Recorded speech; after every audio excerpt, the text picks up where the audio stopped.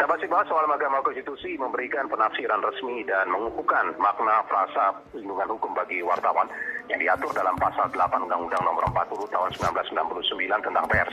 Putusan ini menegaskan bahwa perlindungan tersebut mencakup ketentuan bahwa sanksi pidana maupun juga perdata terhadap wartawan hanya dapat dijalankan setelah mekanisme penyelesaian sengketa melalui Dewan Pers benar-benar ditempuh. Tadi kita sudah berbincang dengan Ketua Umum Jaringan Mediasi Bar Indonesia atau JMSI Teguh Santosa, dan kami sekarang juga sudah bersama dengan Guru Besar Fakultas Hukum Universitas 17 Agustus 1945 Surabaya, Profesor Dr. Hufron. Anda juga masih bisa bergabung sama kami, silakan ya, di 021 352 3172 atau di 021 386 2375 atau di 021 384 4545. Prof. Hufron, selamat malam, Prof. Selamat malam, Pak Zaini. Malam, Profesor.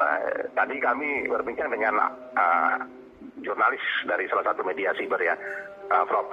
Jadi ada kekhawatiran kemungkinan adanya masih salah tafsir begitu dari keputusan MK ini. Nah, sejauh mana ini juga sebenarnya menurut Profesor ya, penegasan soal frasa perlindungan hukum terhadap wartawan ini tidak menimbulkan lagi penafsiran berbeda di aparat penegak hukum baik pusat maupun daerah? Iya, menurut saya pertama tentu apresiat ya terhadap putusan Mahkamah Konstitusi nomor 145/PUU Romawi 23 2025. Karena menurut saya sebenarnya semua profesi itu memang seharusnya penyelesaiannya itu dimulai dari Dewan Etik kalau itu di misal advokat, atau komisi disiplin kalau itu di kepolisian misal, atau ada komisi disiplin profesi kalau di dalam dunia kedokteran. Jadi untuk sampai perkara pidana atau perdata itu disidangkan gitu harus melalui yang disebut sebagai Dewan Etik gitu. Oleh karena itu adalah tepat saya kira judicial review oleh Ikatan Wartawan Hukum itu mempersoalkan pasal 8 yang pada intinya adalah dalam melaksanakan profesi wartawan mendapat perlindungan hukum, tetapi ternyata penjelasan pasal itu masih bersifat deklaratif gitu. Ya, oleh karena itu maka harus diberi penjelasan yang lebih rinci bahwa dalam konteks pelindungan itu maksudnya ya tentu harus diselesaikan melalui Dewan Etik dulu, melalui hak jawab, hak koreksi, penyelesaian sengketa Dewan Pers.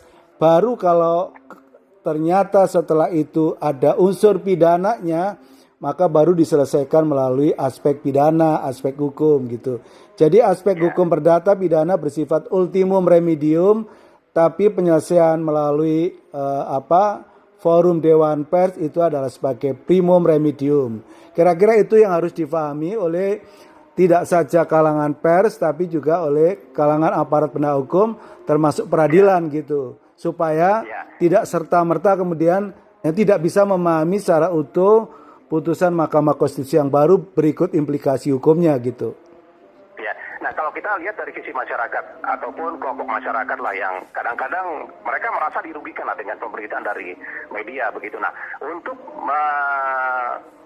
memperjelas bahwa ini aspek hukum yang memang ada pidananya dan ini adalah aspek yang memang harus masuk ke Dewan Pers, itu bagaimana caranya kalau begitu? Jadi kalau menurut saya bahwa memang ini sesuatu yang baru. Jadi harus putusan ini berikut implikasinya harus dieksaminasi di satu sisi, tapi sekaligus didiseminasi gitu. Jadi supaya masyarakat paham betul apa sebenarnya maksud daripada putusan MK ini di satu sisi, di sisi lain bahwa ini disebarluaskan dalam konteks sosialisasi dan edukasi. Tidak saja masyarakat umum, tetapi juga aparat penegak hukum, termasuk peradilan. Menurut saya itu, Pak Ayan. Di sinilah kemudian kalangan pers juga perlu menggiatkan kembali edukasi terkait dengan putusan MK ini kalau begitu ya, Prof ya. Menurut saya penting diseminasi ini karena apa? Karena sebelumnya biasanya masing-masing profesi itu, misal seperti advokat ada kerjasama dengan Kapolri misalnya dalam konteks penyelesaian sengketa profesi gitu. Yang bisa saja Dewan Pers kerjasama itu dengan misalnya kepolisian gitu. Tetapi menurut saya bahwa ini tidak perlu ada kerjasama, tetapi harus disosialisasikan secara masif bahwa ini sesuatu yang penting buat diketahui semua pihak bahwa tidak boleh lagi ada kriminalisasi terhadap jurnalis yang bekerja berdasarkan prinsip-prinsip jurnalistik gitu. Ya. Nah, perlukah kemudian putusan MK ini dibuat turunannya untuk aparat penegak hukum atau lembaga peradilan agar tidak ada lagi multitafsir begitu, Prof? Ya, sebenarnya sih kalau menurut saya tidak perlu gitu. Artinya bahwa sebenarnya dengan adanya putusan MK dengan memberikan makna baru, penjelasan yang lebih lengkap, itu sebenarnya setara dengan undang-undang gitu. Tetapi jikalau dipandang bahwa dipandang penting untuk memberikan kepastian hukum supaya tidak ada debat antara ini belum ada revisi di dalam undang-undang pers misalkan.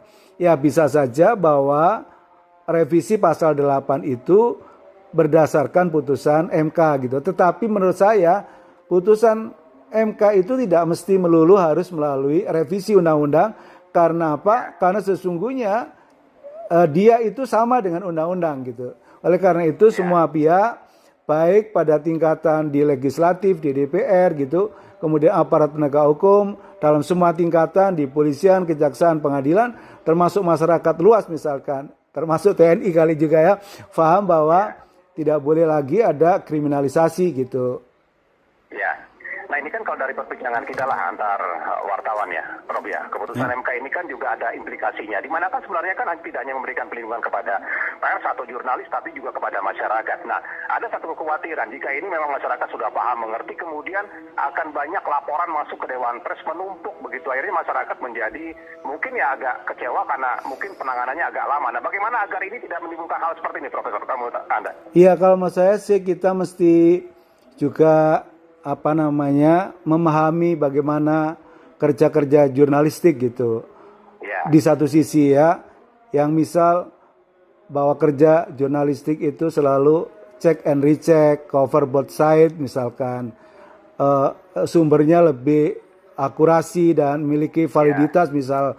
Tetapi di sisi lain bahwa memang harus memastikan teman-teman ini bekerja dengan prinsip-prinsip yang kita sebutkan tadi di satu sisi, tetapi di sisi lain juga masyarakat memang diberi kesempatan, diberi hak, tetapi pintu pertamanya itu adalah melalui Dewan Pers gitu, tidak langsung ke polisi atau melalui proses peradilan, karena selama ini seringkali juga kerja-kerja jurnalistik itu tidak diajukan penyelesaian melalui Dewan Pers, tiba-tiba dilaporin ke kepolisian karena alasan misalkan pencemaran nama baik atau fitnah atau hoax atau penyebaran kebencian atau dasar ras dan suku misalkan itu muncul. Nah, kalau setelah putusan MK 145 ini harusnya tetap itu harus melalui pintu Dewan Pers dulu. Jadi bisa jadi nanti apabila ada yang melaporkan ke polisi, polisi akan kembali meminta orang melaporkan ke Dewan Pers dulu begitu ya, Prof?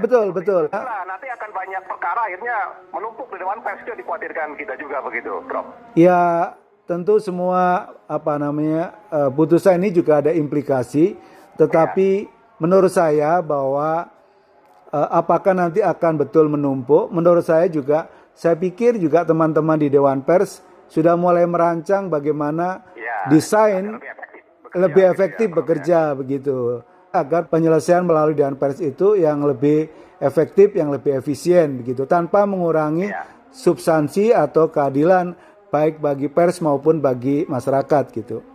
Ya, baik begitu, Prof. Terima kasih banyak sudah bersama kami malam hari ini, Prof. Sama-sama Pak Yaini. Selamat malam. Selamat malam, salam sehat, salam sukses. Assalamualaikum warahmatullahi wabarakatuh. Waalaikumsalam warahmatullahi wabarakatuh.